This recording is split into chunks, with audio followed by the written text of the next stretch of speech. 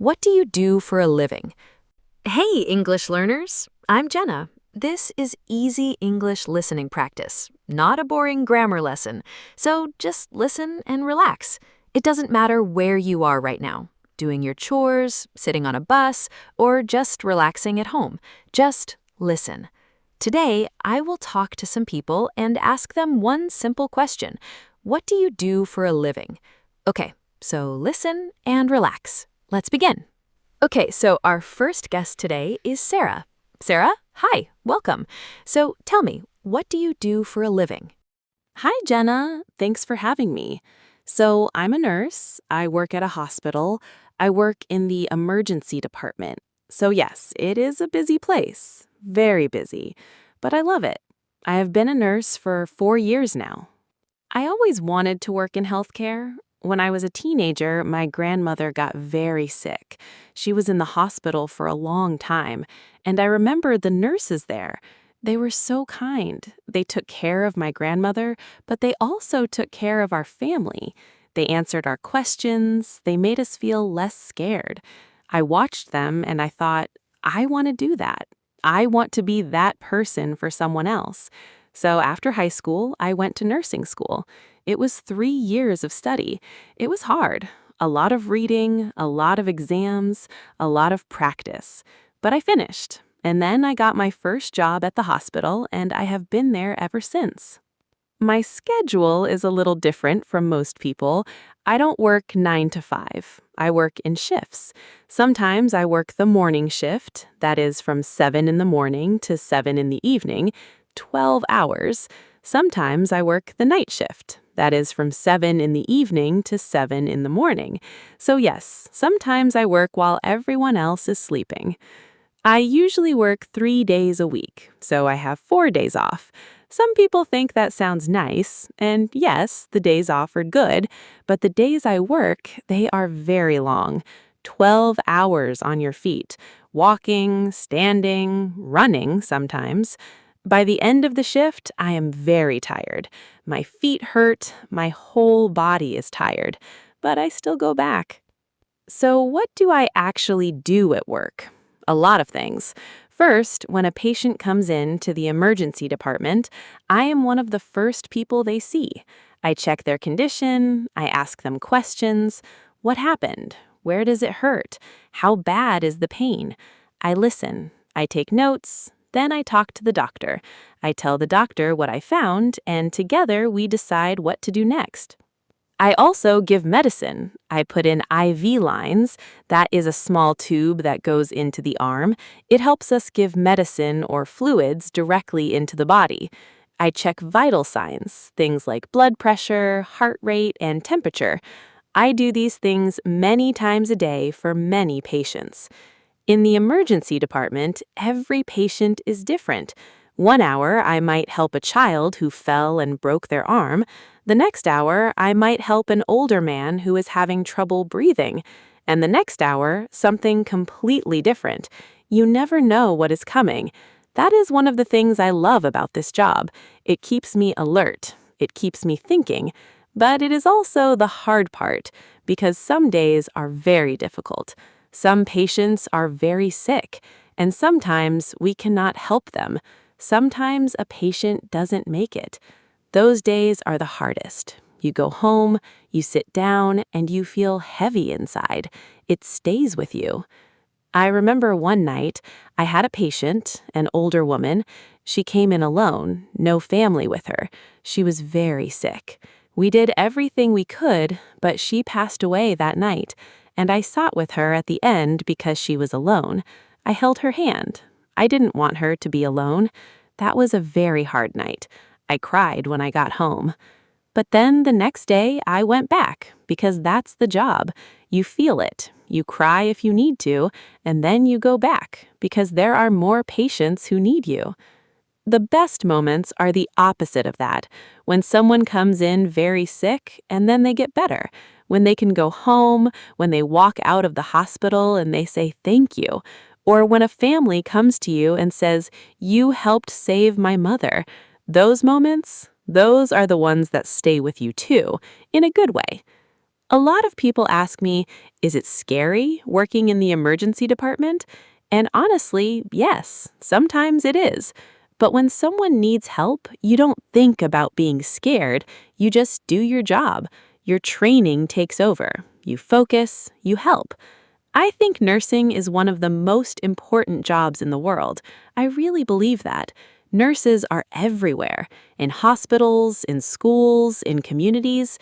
We are there when people are at their most vulnerable, when they are sick, scared, and in pain, and we help them get through it. That's a big responsibility, but I'm proud to do it. So yeah, I'm a nurse, and even on the hardest days, I would not trade this job for anything.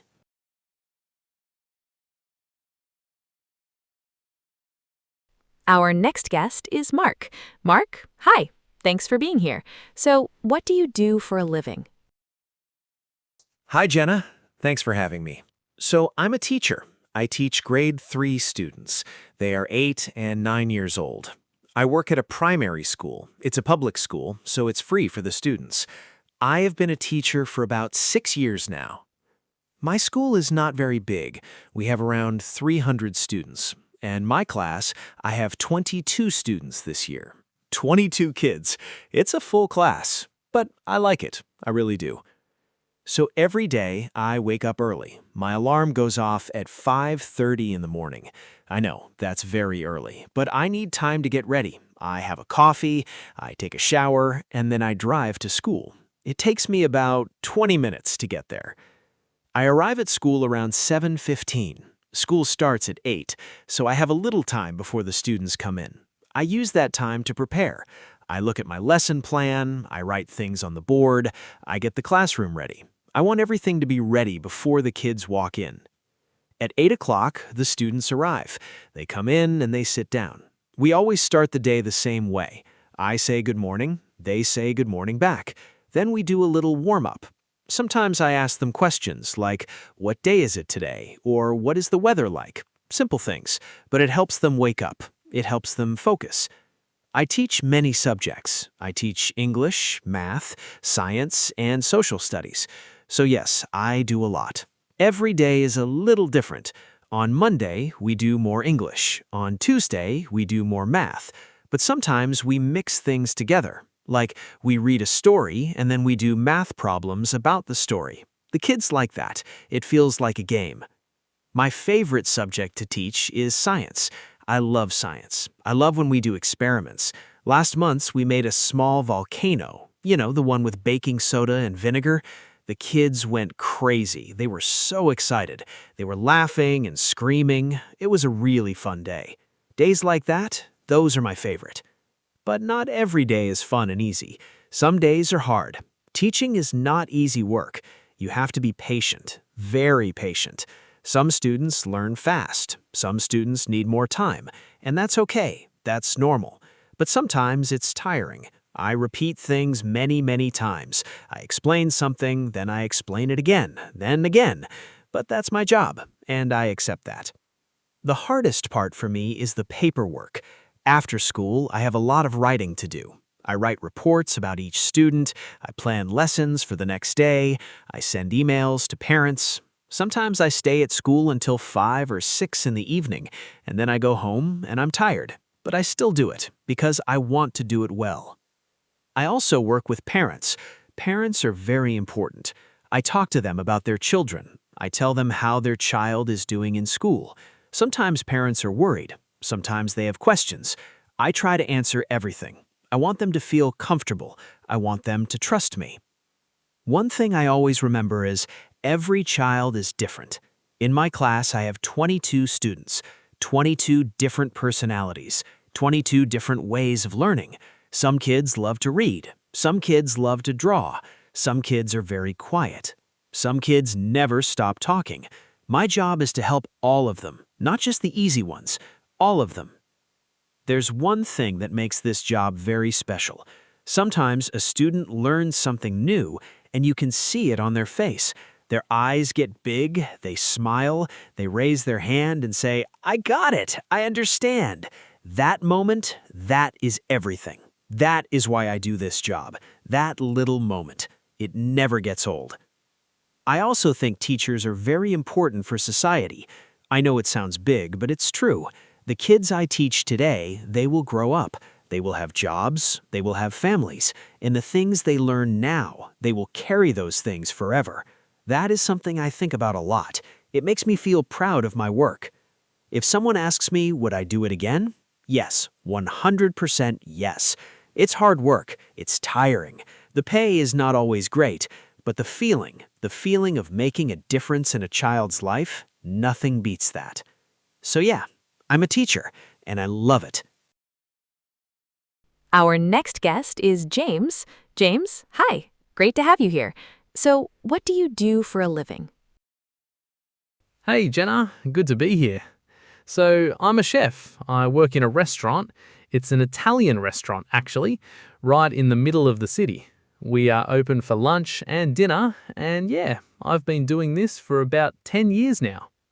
I didn't plan to become a chef, honestly. When I was young, I had no idea what I wanted to do. I tried a few things. I worked in a shop for a while. I tried studying business, but nothing felt right. And then one day, I started cooking at home. Just simple things at first. Pasta, eggs, rice, and I really liked it. I liked the process. I liked how something simple could become something delicious. So I signed up for cooking school, and that was it. That was the start. Cooking school was 2 years. It was intense. We learned everything: how to cut, how to cook different types of food, how to make sauces, how to work fast. Speed is very important in a kitchen. You have to be fast and you have to be accurate at the same time. That is not easy to learn. But slowly I got better. After cooking school, I worked in a few different restaurants. Small ones, big ones, fancy ones. Each place taught me something different. And then, 3 years ago, I got this job at the Italian restaurant, and I love it there. So, what does a typical day look like for me? Well, I don't start early like most people. The restaurant opens for lunch at 12, so I usually arrive around 9 or 10 in the morning. When I arrive, the first thing I do is check the ingredients. What do we have? What do we need? Is everything fresh? That is very important. Fresh ingredients. If the ingredients are not good, the food will not be good. Simple as that. Then we start preparing. In a kitchen, we call this prep.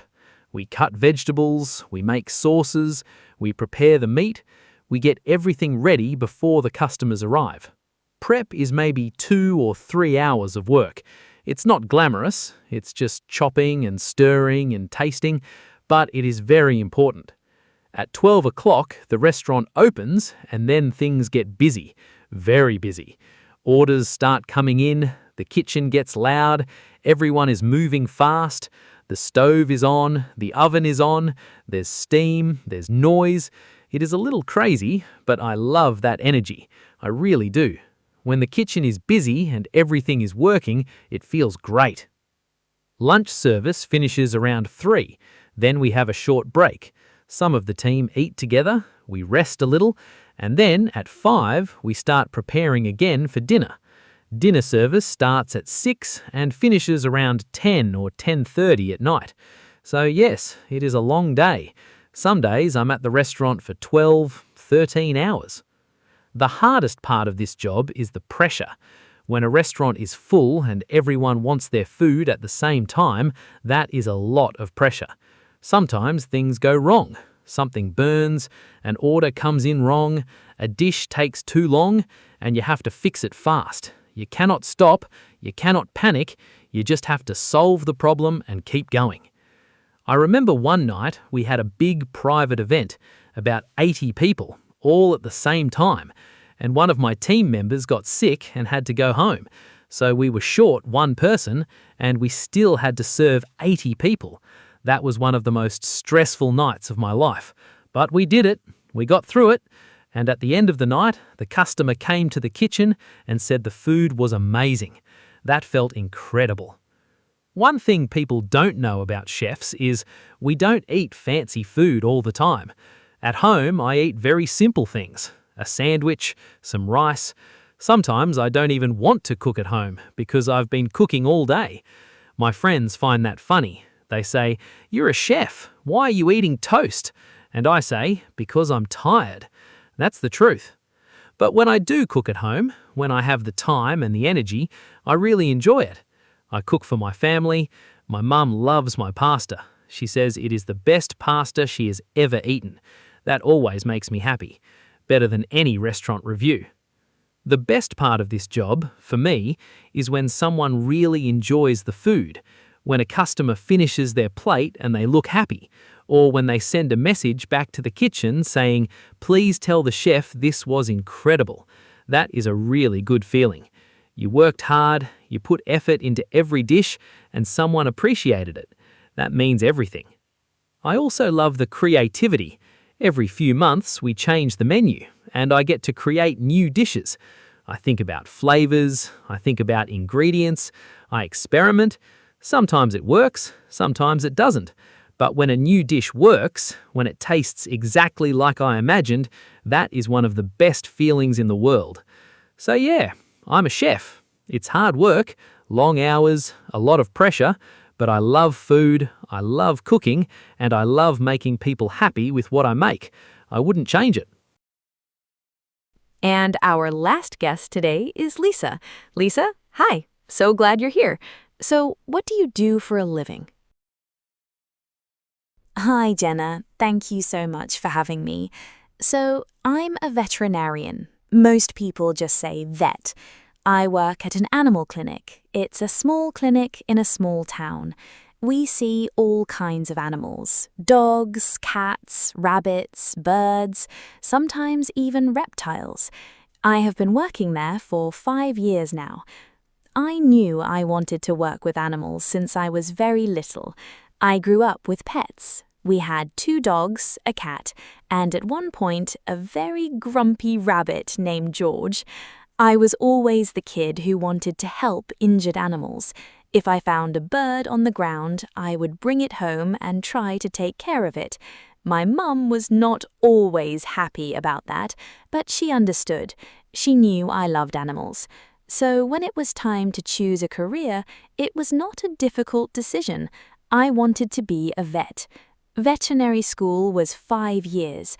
It was a lot of hard work, a lot of science, biology, chemistry, anatomy, and of course, a lot of time with real animals. By the end, I was ready. I was nervous, but I was ready.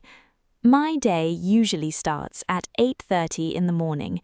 When I arrive at the clinic, the first thing I do is check on any animals that stayed overnight. Sometimes an animal needs to stay at the clinic after a procedure, so I check on them first. How are they feeling? Are they eating? Are they comfortable? That is my first job of the day. Then the appointments start. I see patients, or I should say, I see animals and their owners from 9 in the morning.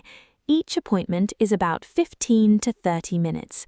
In one day, I might see 15 or 20 animals. That is a lot of patients. The appointments are all different. Sometimes it's a routine check. A healthy dog coming in for its yearly vaccine. That is a nice, easy appointment. The owner is happy, the dog is happy. Well, sometimes the dog is not very happy to be at the clinic. Some dogs are very scared. They shake, they hide behind their owner.